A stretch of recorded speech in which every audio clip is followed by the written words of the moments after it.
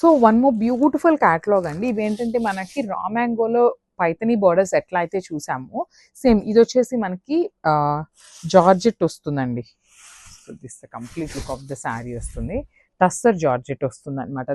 So ఈ శారీస్ని చూసినాకే రా మ్యాంగోలో ఈ పర్టికులర్ బార్డర్స్ అయితే తీసుకున్నాము.